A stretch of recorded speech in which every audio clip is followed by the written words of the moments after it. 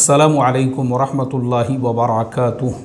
मोहतरम दोस्तों, हमारे देश में ऐसे हज़ारों मुसलमान हैं जिन गरीबों के ऊपर देशद्रोह के इल्ज़ामात लगाकर, आतंकवाद के इल्ज़ामात लगाकर उनको ज़बरदस्ती जेल की सलाखों के पीछे डाल दिया गया।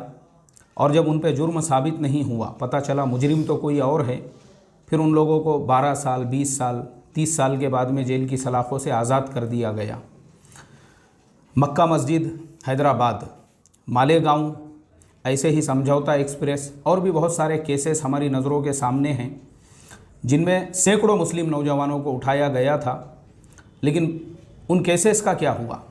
वो बेचारे बाइज़्ज़त बरी हो गए, लेकिन उनकी ज़िंदगी का एक लंबा टाइम बर्बाद हो गया और उन पे जो दाग लगाया गया देशद्रोह, आतंकवाद का, बहुत सारे नाम हैं मुझे याद आते हैं। उनमें से एक नाम मुझे याद आ रहा है, अब्दुल करीम तुंडा।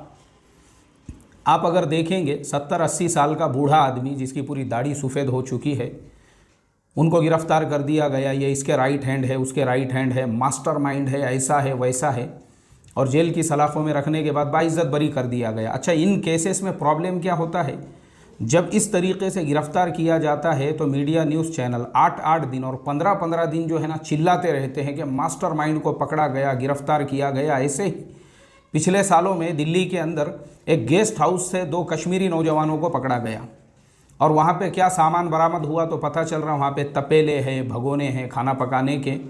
अल्लाह हिफाजत फरमाए। यहाँ तक के मोहतरम दोस्तों, आपको सुनकर हैरत होंगी कि 2 स्कूल में पढ़ने वाले नौजवान बच्चे, उनकी तस्वीरें जो है जगह जगह पे लगा दी गई दिल्ली में और अलर्ट कर दिया गया कि आतंकवादी घुसे हैं। बाद में उन्होंने ही आकर मीडिया चैनलों के ऊपर ये बयान दिया, अरे भाई हम लोग स्टूडेंट्स हैं, हम काहे के आतंकवादी हैं, और हम कोई किसी दूसरे मुल्क से नहीं आए हुए हैं, यहीं पे हम लोग रहते हैं। उनको ख़ुद को मीडिया पे आके ये बात बतानी पड़ी। तो एक्चुअल प्रॉब्लम क्या होता है? जो हमारे देश के असली गद्दार है, असली आतंकवादी है, जिन्होंने देश के साथ में इतना बड़ा घात किया, देश के साथ में इतना बड़ा उन्होंने देशद्रोह किया, हम उसके ऊपर पर्दा डालते हैं और बेचारे मासूमों को मुजरिम बनाकर पेश करते हैं और उन मासूमों की ज़िंदगियां बर्बाद होती हैं। ये जो लंबी चौड़ी तकरीर मैंने आपको किया वो ये समझाने के लिए, अर्नब गोस्वामी, रिपब्लिक टीवी का चेयरमैन, रिपब्लिक टीवी का सीनियर एग्जीक्यूटिव, रिपब्लिक टीवी का सीनियर एंकर, जो चिल्ला चिल्ला कर पूछता है भारत, पूछता है भारत। आप लोगों ने देखे होंगे ना उसका प्रोग्राम कभी। अब भारत उससे पूछता है, आपको पता है उसके ऊपर जो टीआरपी यानी जो डुप्लीकेट टीआरपी या फेक टीआरपी बढ़ाने का जो केस दर्ज हुआ है, उसके तहत में गवर्नमेंट ने यानी महाराष्ट्र पुलिस ने, एक तो अर्नब गोस्वामी को के ऊपर उसकी कार्रवाई चल रही है, ऐसे ही मुंबई पुलिस ने अर्नब गोस्वामी के ख़िलाफ़ जो फेक टीआरपी का केस था, जो फेक टीआरपी यानी इन्होंने लोगों के घरों में जाकर उन लोगों को 500-500 रुपये महीना देकर उनको ये कहा था कि तुम 24 घंटे सिर्फ रिपब्लिक टीवी देखना। जो झोपड़पट्टी एरिया, गरीब एरिया है, वहाँ पे लोगों को डेली के 500-500 रुपये दिए जा रहे थे और उनको इस बात के लिए मजबूर किया जा रहा था टीआरपी बढ़ाने के लिए। तो मुंबई पुलिस ने जो है उसके ऊपर कार्रवाई की। अब जब कार्रवाई की तो जो टीआरपी है वो टीआरपी जिस इंसान के कंट्रोल में वो होता है उसे कहते हैं BARC, broadcast audience research council of India. उसके जो चेयरमैन थे पार्थोदास गुप्ता, उनको भी गिरफ्तार किया गया। अब पार्थोदास गुप्ता जो है उनकी पूरी व्हाट्सअप चैट यानी जो भी उन्होंने जो है इस तक, क्योंकि जो आदमी इस तरीके से फेक टीआरपी पर भी किसी चैनल को नंबर 1 की पोजीशन दे रहा है तो वो भी उसके लिए रिस्पॉन्सिबल है। तो वो तो ऑलरेडी अरेस्टेड है मुंबई पुलिस के अंडर में। अब मुंबई पुलिस ने क्या किया, ये जो टीआरपी केस है, ये टीआरपी केस के अंडर में अर्नब गोस्वामी और पार्थोदास गुप्ता के दरमियान में जो व्हाट्सअप चैट हुई थी, जितनी भी, वो पूरी क्या पूरी व्हाट्सअप चैट की बुनियाद पर और जितने ईमेल्स थे और जितना आपस में कन्वर्जेशन हुआ था और जितनी बातचीत हुई थी, 3400 पेजेस की पूरी क्या पूरी एक चार्ज शीट तैयार की है।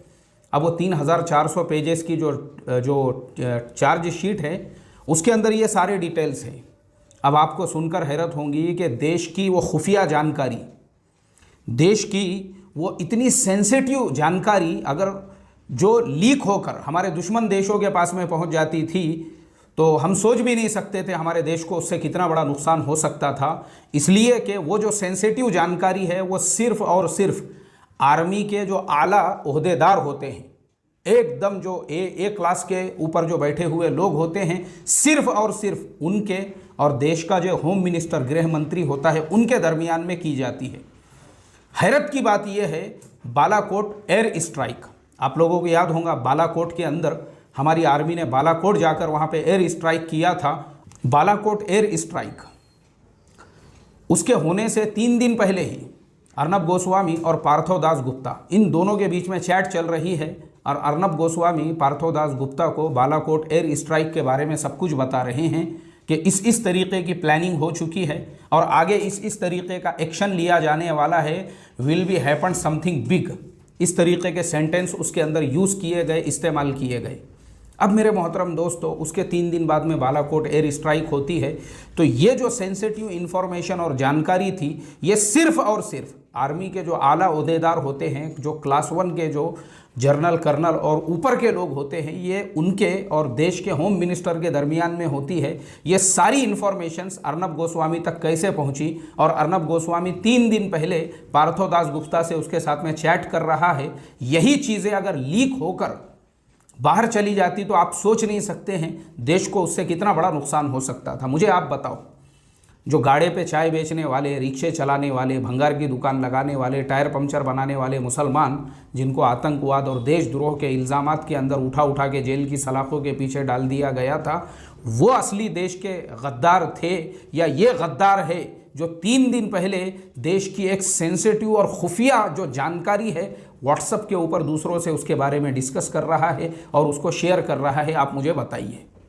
बहुत सारी चीज़ें हैं। अभी आप सोच सकते हैं 3400 पेजेस की वो जो चार्जशीट है, उसके अंदर और भी बहुत सारी ऐसी सेंसिटिव मालूमात है, इंफॉर्मेशंस है जो देश के बिल्कुल, यानी जो देशद्रोह के अंडर में आती है और 1923 के जो कानून है उसके तहत में अर्नब गोस्वामी के ऊपर जो है देशद्रोह का भी केस चलाया जा सकता है।